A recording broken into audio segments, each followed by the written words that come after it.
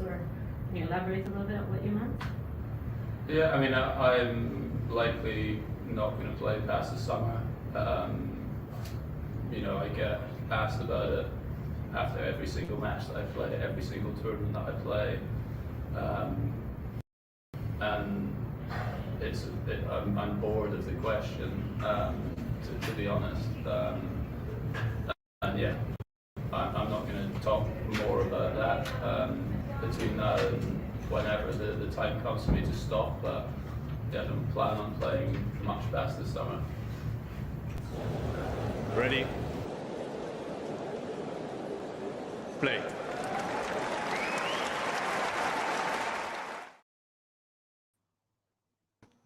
Good morning, good afternoon, good evening, as it is in deepest, darkest Scotland. Scotland may be a little bit deeper and darker this evening as well than it was maybe 24, 48 hours ago. Scott, you probably heard these words many times in the last few hours coming from Andy. Does it get any better? When if you heard the clip just now, which I guess you did, does your heart sort of race? Does it go in your mouth? Does emotion come over you? I mean, yeah, for sure. I mean, it's more of a it's weird to. I mean, I don't want to try and speak for every Andy Murray fan out there at all, but I think for me it's more just like, but because it's been coming for so long, it's been like, reference has been asked of him. It's it's almost been like a consistent conversation in the last like few years. It almost, I just felt a little bit like empty today in the last kind of few hours, really. Just kind of a little bit despondent. And I think I don't know if so this conversation, what I think you're referring to earlier, or like the comment he made after his match that he won a few days ago, when he said just flippantly at the end of his encore interview that he'd keep trying his best over these last few months. And obviously there was a big conversation online about what he meant by that. If it was just a kind of flippant comment, last month could mean a year. Do you know what I mean? And then obviously following his match today, where obviously he lost to a very good opponent, but he really wasn't at his best as we've seen him. And then to obviously see him announcing that it's likely that he won't be playing past the summer is, I guess, kind of okay, this is where we're at now. I do enjoy very much, and it's very Andy to leave the door open to the possibility that maybe he will keep playing past the summer. Maybe a miracle will happen. Maybe lightning will strike at Wimbledon and he wins the entire tournament. And he's like, oh, I'll play for another 2 years, 3 years, 4 years, 5 years. But it is that kind of, I've never seen a more realistic tennis player than Andy Murray towards the end of his career in these last few years. Like, this is exactly the end of a career that we knew we would get from him, and it's exactly the kind of emotions that I expected to be feeling. Just a sort of emptiness of the fact that very soon we're not going to see him on court again. So yeah, I am a little bit emotional, won't lie. I do feel the emotions right now, but that's okay. That's what tennis players do to us, right? Yeah, indeed. I can imagine. Shrehui, it's good to see you in the chat, and it's good to see you for a few reasons. One, because you provided us with video content, but also, in a way, we've got this sort of not quite confirmation, but we've got a lot more solidity to what he said on court yesterday, today. And yes, I want to flesh it out for some of those tuning in, because, of course, I think he would have been asked about this yesterday if it wasn't for the fact that I know exactly how these things work. And Shrehui basically told me as well that the reason he didn't get asked is because he's giving those comments on court whilst the journalists are racing to the press room because they are given sometimes quite short notice. So they're racing to the press room. He's giving these on-court quotes, but the journalists are not aware of these quotes when 10 minutes later he walks into the press room. Otherwise, we would have got a little bit more solidity yesterday, but we've got it now. Sure. Scott, there is something else that I want to address, is that I think for me, the Australian Open loss he had in the first round, and then some of the losses he's had since, have been also an indication that this is coming. I mean, whether he said what he said yesterday on court, I mean, there was the article as well on in the BBC website. I know it upset a few people, including Andy himself, but there has been a drip feed of results this year that has led, I'm sure, to Andy making this decision, if you like, and also a drip feed to the watching audience, right? Yeah, I mean, it has just been a kind of steady, like almost like a downhill kind of slope, really. If we think back, he reached a handful of ATP tournament finals in the last few years. The last of which was maybe a year ago, just over a year ago. And at that point, we were like, you know what, he's kind of close. Like he's kind of close. He's a match away. He's a match away from getting an ATP title there. But I think it's a manner in which he lost those kind of events that really kind of started this kind of downhill trend. Like I recall he played a final against Daniil Medvedev, and he got beat fairly convincingly in that final. Because obviously Daniil Medvedev is a fantastic player, but it was a fairly convincing straight sets loss. And then, yeah, just kind of from then on, it's just been a steady, real stream of. I think in my recollection, the best he's gotten kind of since those finals, maybe a third round appearance somewhere, and that is just really not gonna do anything for him. Like it's not gonna do anything for him. And I think, like I've written before, that I think we're long past the point of saying, oh, but he can keep playing until he should just go out there. He should just go out there and just go out there. And it's just like he's loving it. He's enjoying it. And I think there just comes a point where like love can only take you so far. And do you know what I mean? Like there comes a point where it's like this guy used to be in the final of these things. This guy used to be the favorite for these sort of tournaments, and to no longer be in that position, is. And even like the people who's like, oh, you should drop down to challenger level. He did that. He dropped down to challenger level and won 3 titles there, and then came back to the ATP level and just realized that maybe it's not there anymore, And I think that's what he's realizing just steadily over the last kind of few weeks, really, is that, steadily it's not there for him anymore. And I think you're right. I think the Australian Open, I think he maybe was starting this year thinking, I'm doing well. I can, let's see how this translates on the court. And then, it's just not there anymore for him. And that's sad, but it's a way that a lot of tennis players go at the end of their career. So that's, I think, where we find ourselves, rather, unfortunately. The last 5 years since the sort of return after the hip issue has seen him, of course, have a title in Antwerp. Some epic wins, of course, just over a year ago in Australia.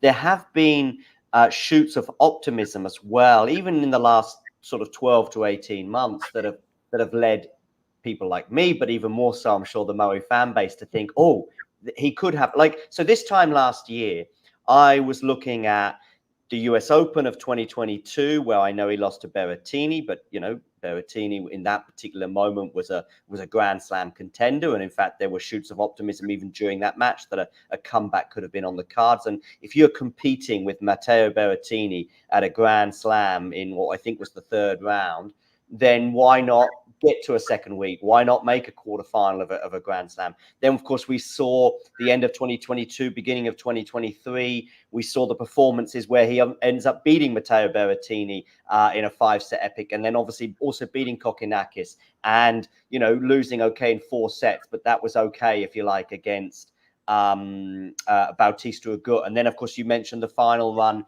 in Doha a year ago. And if you're doing this and you're getting these kinds of results against these kinds of opponents, then it's not nonsensical to go, you know what, at his best slam with the right conditions and a half decent draw, where at this time a year ago we were thinking he could be seeded for Wimbledon, meaning he would avoid the big guns until the third or fourth round.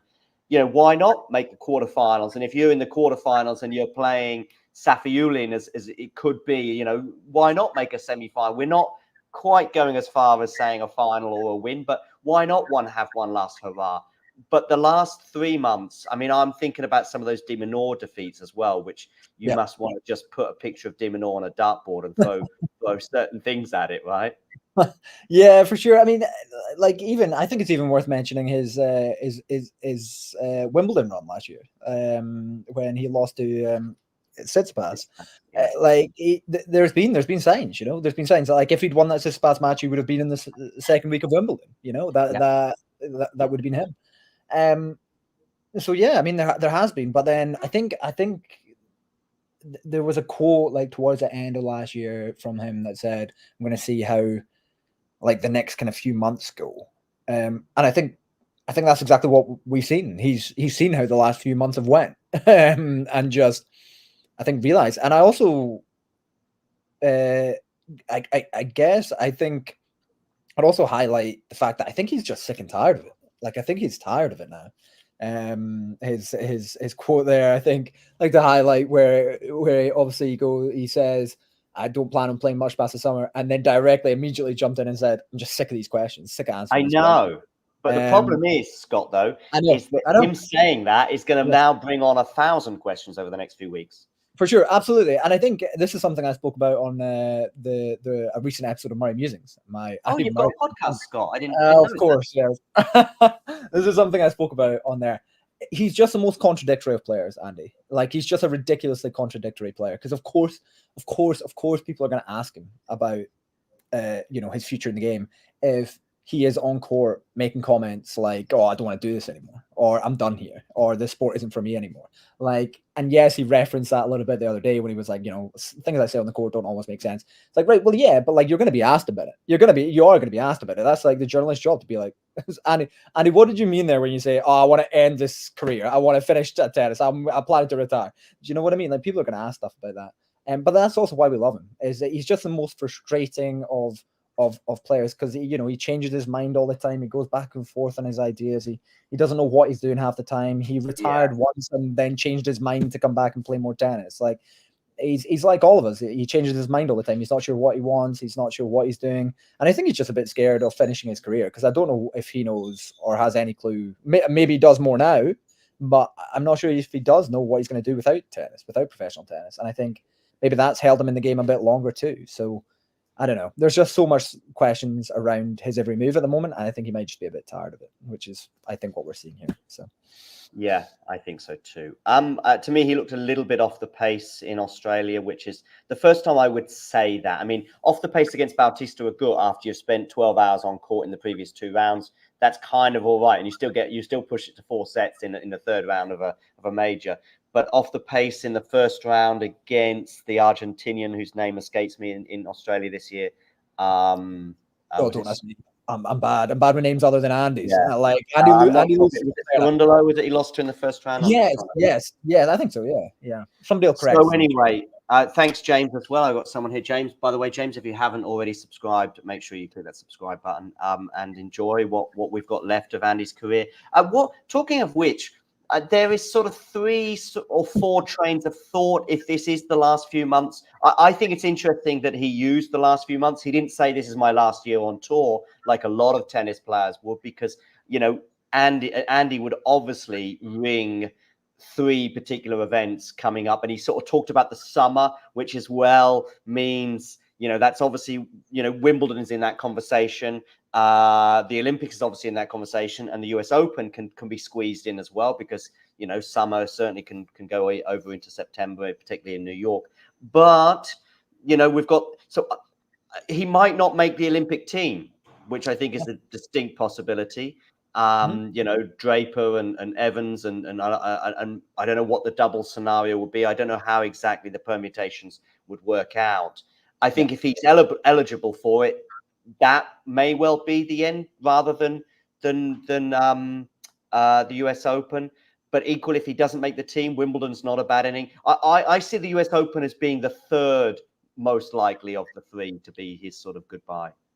Yeah, I think I would agree with that. Like, I saw some people, referencing the US Open as a possibility, and of course, people are like, "Oh, it was where he won like the juniors, and then where he won his first major," and it's like, well, yeah, but like Wimbledon is Wimbledon. Like Wimbledon and Andy Murray are so kind of tightly entwined with each other. Like, surely that would make the most sense. But then the Olympics, of course, as well. And he even said, I think there was a quote from him before this match where he gave an interview saying that he would love to play the Olympics one more time.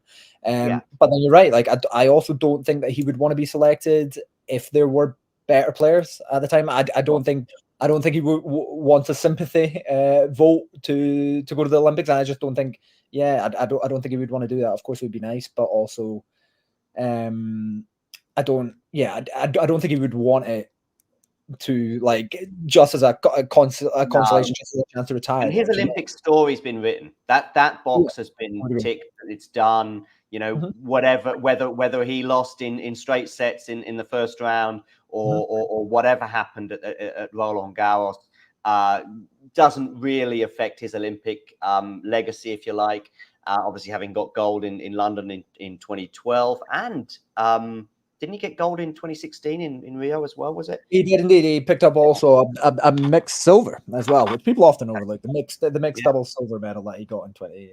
I mean, his Olympic legacy is greater than Rafa's, Rogers, and Novak's put together. As I like to say many times, many times. I like to just highlight. So I think, listen, winning a match at Wimbledon would be amazing. That will obviously depend on who he plays in the first round, of course.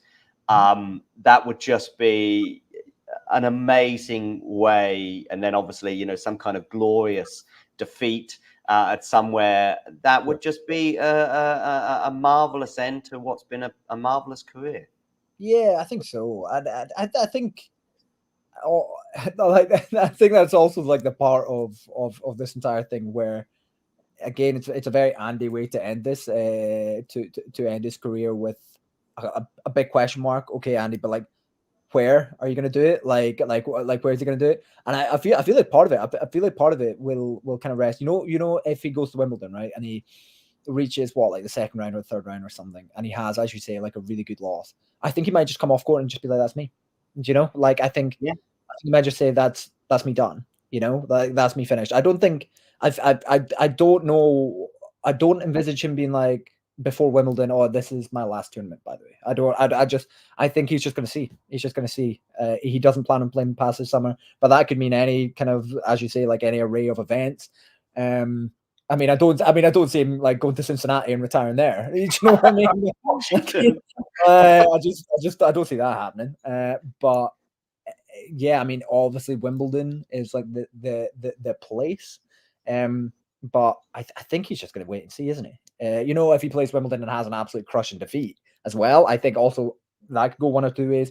Could be, I want a tiny bit more. I want to try and show something left, or he might just be like, "That's me done. That's me finished" as well. So I think it could go in a few different ways. I mean, by Wimbledon, he may have a clearer idea on where he's at in terms of the Olympics, because that will just be a couple of weeks away. So of course, as he's basically, because he also said in the press conference, he said he'd like to do one more French Open, and I do expect that to happen. This time last year, that was a conversation as well that was being had. I remember being in a press conference where actually his indecision was both shown and spoken about amongst the journalists, which was saying that, because he just couldn't make his mind up. This is in May of last year in Madrid, just a few weeks away from the French Open. Just couldn't, because he said he would like to do one more French Open a year ago.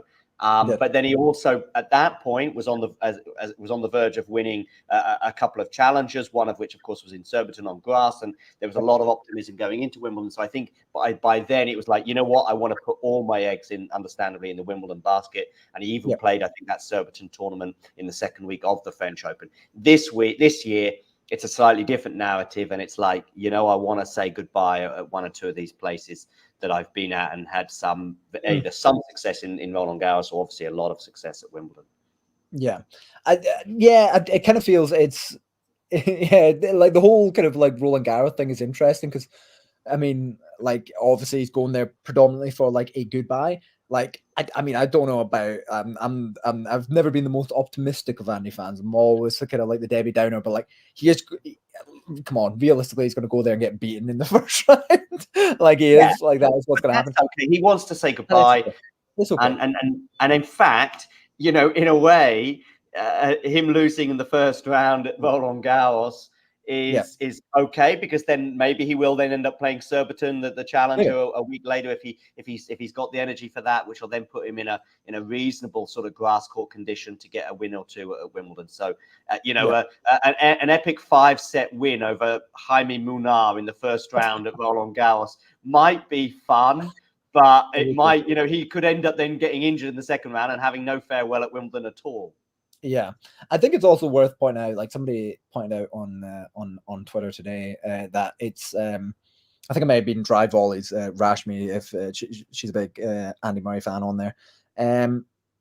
She says something along the lines of she really enjoyed how Andy's still playing challenger events. Like he's booked in to play a challenger event, I think, in the second weekend in Wales. Like, so he's obviously like trying to get himself into some sort of a form to finish his career in some sort of a form. Do you know what I mean? And it's just nice. It's the most Andy Murray way to, like, he just loves his game. So he's going to drop down a level, even in the last few months of his career, even when he could realistically get a handful of final wild cards for like the biggest events and just focus on those. He's still going to, you know, go play a wee challenger somewhere. It's just a question for me here.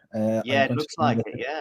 Get to Wimbledon this year. Am I going to try and get to Wimbledon this year? My gosh. I mean, I would love to. I would love to. It all comes down to cost, really, for me. I've actually, I don't know if maybe I think it's saying this on here would be fine. I've applied to try and work there at Wimbledon, the Wimbledon tournament this year. So if anybody's in the chat who knows anybody else, or put a good word for me. Can you say any more, or is that all you can say, Scott? Well, it's one of the, to be honest, the rules were open for everyone, so I hope other people maybe saw them as well. They're like media rules, I think, come along. Okay. For everyone, Wimbledon can advertise them every year. They're kind of entry level, kind of media opportunities for people obviously interested in tennis. And I think there was like a broadcast assistant one, which is one of the ones I went for, and then there was other opportunities too. So potentially working the event would be amazing. Obviously, as a fan, I would love to go, but to get to Wimbledon it's a cost, and it's, you know, a lot of time, especially coming from Scotland and stuff. But it's Andy's last tournament, so I would love to be there in some capacity. We'll see. We'll see. I would love to, but it's all up. Maybe one more for the road. Sean here asking about, will Scotland produce another Murray in our lifetimes? I would love to think so. I would love to believe. I mean, another Murray is 3 times Grand Slam winner. I mean, very few countries produce one of those. Never mind countries as small as Scotland. Yeah, I just don't know. I've been lucky enough to have a few conversations with Judy Murray about it, Andy's mum. And she, like, you know, she's actively been, you know, spoken out about the kind of, you know, her disappointment in terms of like the legacy that Andy might leave here, because it's not been carried through by the people in charge of tennis in Scotland. The LTA haven't really like backed it up too much. There goes my chances of getting that Wimbledon job. Never mind. That's fine. But yeah, I to be honest, I don't see it. Like, yeah, we're gonna have some good players here and there, I would think, but I just don't know if Scotland is set up. I think it should have been, obviously, while Andy was at the top of the game. Like, it should have been like, oh yeah, Scotland can do this. But unfortunately, we'll have a few odd good players, I would think, but I just don't see another Scotland Wimbledon champion anytime soon, to be honest. I don't know if anybody else can maybe disagree with me and name somebody who we should look out for, but I just get in the comments section below if you're watching retrospectively. Do that, and also give Scott a follow on Twitter at BarclayCard18. I have no idea where he came up with that name, by the way, BarclayCard18. I don't know if it's on your 18th birthday. I'll tell people right now, I used to get called when I was at school. I used to get called Barclaycard because that's my second name. Okay. I mean, I know it's his surname, yeah. And Barclaycard's like, you know, there's like Barclays Bank. So like, I think that was like Barclaycard like I don't know. I don't even have a Barclays bank account, but that was where it came from, and I just ran with it. But if Can I Barclays wish to both sponsor this YouTube channel and, of course, I your would love podcast and fund your trip to Wimbledon, then I would love or it. any other bank. In fact, I'm I- sure I- we can change I it would love to Santander or HSBC if necessary. Absolutely. We'll take anything that we can get. Can I say, John, before we wrap up, can I give a massive like plaudits to yourself, like to talking tennis? Because I don't know, folks, everyone in the chat, anyone who's watching, if you've tuned in to what kind of John's been doing, but like it's been fantastic. Like the amount of kind of opportunities you've been able to give people who have been, you know, following and working alongside yourself, collaborating with you, getting press credentials for different tournaments. It's been crazy, and I can't imagine the amount of work that's been taking you.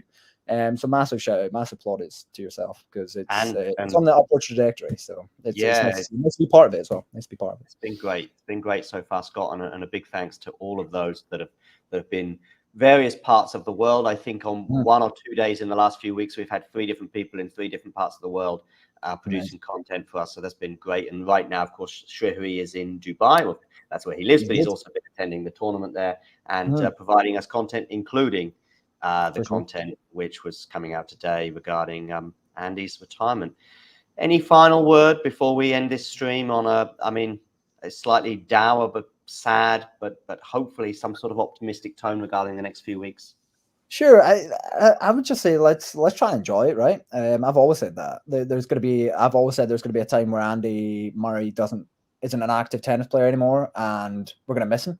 And we are, regardless of how much we enjoy and squeeze the life out of these last few months to watch him and appreciate him. Like, we're still going to miss him. We are going to miss him. You know, there's going to be my gosh, like what if, what if we capitalize on him? What if we had a huge amount of more tennis players from Scotland? But the reality is we're unlikely to have somebody of Andy Murray's caliber like to watch again. Like I just from Scotland, and I think we owe it to ourselves to appreciate and enjoy what we have left of him. He did everything that we'd ever asked him to as well. Like, he did everything that anybody could have ever asked of him. There's always going to be a few what ifs. He played in a different era. He could have won more, but like, what's the point in that? Like, he did everything he set out to do, I think. And yeah, let's sit back and let's enjoy it together these last few months. Yeah, world number 1, 3 times Grand Slam winner, multiple gold winning and silver medal winning at doubles, Andy Murray. Few more weeks, maybe, or a few more months with Andy on court. So a few more months for you to continue with your Murray Musings podcast. And I don't know, maybe you can evolve it into a sort of, you can do some sort of retrospective stuff on there, which I'm sure you've done already, but I'm sure you'll find another way of keeping that pod going for a while more yet. Scott, big thanks for coming on today. Thanks, John. Cheers. Appreciate it. Make sure you check out Scott on Twitter at BarclayCard18. Also check out Murray Musings with him, Claire, and Peter. Give their podcast a follow and a listen, and also Popcorn Tennis as well. I know, keen to have people writing. So if you're in the live chat when you're watching, if you're watching retrospectively, get in the comment section below if you've got any questions about Popcorn, Murray Musings, or anything. I mean, you can ask me about a recipe for cottage pie. If you do that, I'm thinking to myself, why are you asking a tennis podcast when there's a thing called Google out there? But whatever, we'll still try and do our best. And probably some sort of haggis recipe as well. Recipe using haggis, I should say, rather than the recipe for haggis itself. Anyway, listen, we've got to go. Scott's got thing to do. I don't, but we're still going to finish this stream. Big thanks again, Scott, and we'll speak to each other soon. We'll speak soon, John. Cheers. Bye. Bye-bye. If you enjoyed this video, make sure you hit that like button. Don't forget to subscribe and click that notification bell so you don't miss out on all things tennis.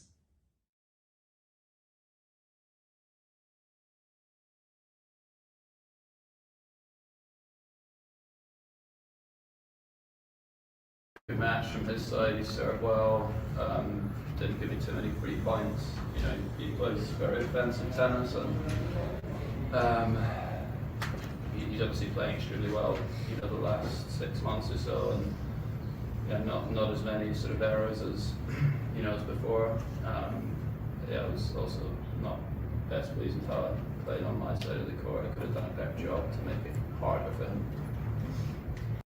Just to follow up on something you said on court last time, which we couldn't hear because we were down here. Yeah. You said the last few months. What were you really referring to? You thinking of stopping in a few months, or can you elaborate a little bit on what you meant? Yeah, I mean, I'm likely not going to play past the summer. You know, I get asked about it after every single match that I play, every single tournament that I play, and I'm bored of the question, to be honest. And yeah, I'm not going to talk more about that between now and whenever the time comes for me to stop. But yeah, I don't plan on playing much past this summer. And can you just reflect on how important it is to have your family or your dad that we saw in the crowd in Dubai? How crucial is it for you to have them on tour with you and the support that they give you? Yeah, I mean, it's been really important for me. I've always been very lucky because my brother is, you know, on the tour, so he's always had sort of, well, had a family presence with me for most of my career, and then obviously my mum has, you know, an involvement in the sport, which, you know, takes her to some tournaments that we're at anyway, and also she chooses to come and, you know, travel with us, certainly more in the last few years. You know, she's come along to support, and yeah, I think it helps. I think all of the players would say the same thing.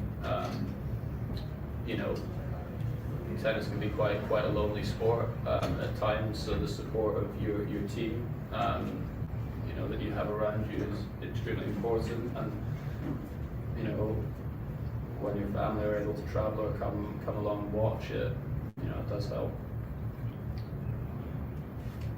And a match like today, where like you said, where he's, you know, winning the points and putting things away, not giving you cheap points. How is that easier to take in and digest, or rather than a close finish at this stage of your career? I don't know. I mean, it's easier. Like last week, obviously I lost a very close match, and you know, immediately after the match, there's probably more disappointment because you're so close to winning. But when you reflect on it, like actually, you know, played a decent match there. You know, played relatively well. And yeah, so after a few days, probably easier to, you know, to get over and probably feel a bit better about your game than, you know, whereas, you know, today, well, maybe there's less disappointment because you're far away from winning the match, but I would imagine in a couple of days I'd be looking back going, yeah, you know, that was a great match from my end. Tough luck, Andy. I know Olympics is very important to you, so what is your goal in the Olympics? Is it just to represent your country, or is there some goal, some medal you want to achieve? And if you were to favor either Wimbledon or the Olympics, which would you choose? Look, I mean, in tennis, I mean, Wimbledon's not by everyone, but a lot of people is considered to be the biggest tournament in the sport, and being British, you know, Wimbledon is obviously an extremely special tournament.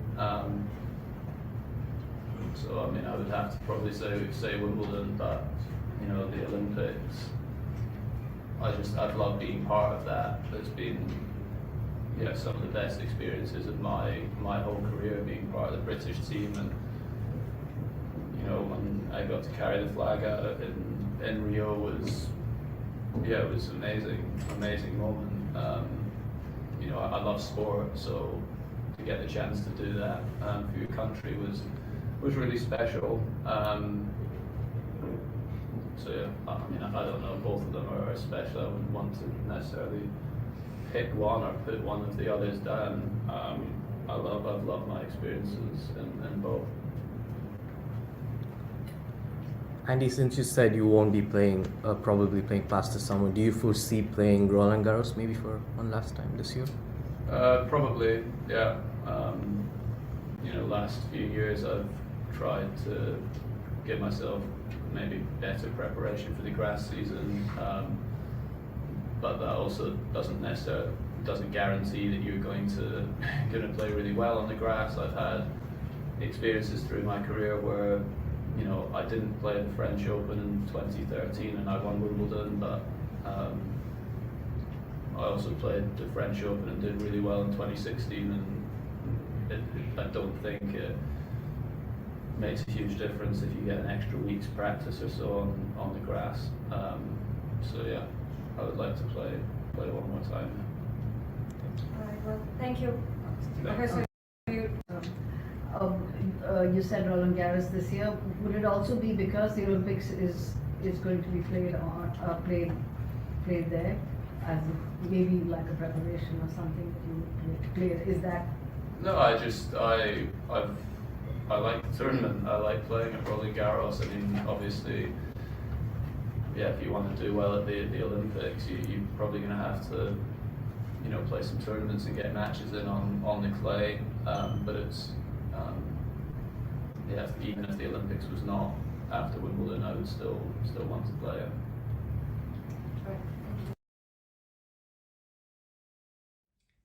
If you enjoyed this video, make sure you hit that like button. Don't forget to subscribe and click that notification bell so you don't miss out on all things tennis.